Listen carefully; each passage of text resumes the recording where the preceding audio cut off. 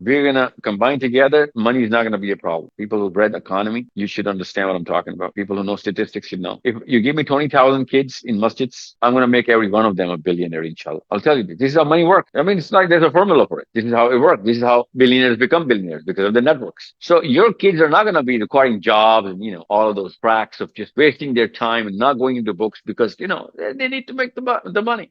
They need to feed their family. But if they have a strong network, it doesn't take a rocket scientist to know what I'm talking about. If you give me 20,000 kids around the world, in 5 years, all of them are millionaires, if not billionaires. But if you give me 2 million people only in Pakistan, I cannot turn them into, I cannot turn the money chain, because Pakistan does not have the equity. We're talking about global Muslims. And we can actually pump a lot of money, and we should, obviously, that's the case study, right? We should be pumping a lot of money in the Pakistani system so that we can call the shots. We should be calling the shots on who's going to run the system in Pakistan. That's the job. That's the core mission of IMS. It's, the first of many goals that, the power corridors should be run by Muslims overseas. Which, by the way, they are, but they're not just, there are overseas people who are running Pakistan. They're just not Muslims. They are run by English overseas. Who's going to become the chief of the army staff? Who's going to become the prime minister or the president? Who's going to become the next and the next? It's all run by 10 Downing Street. They're just not Muslim kids are doing it. I just want our Muslim kids to do it.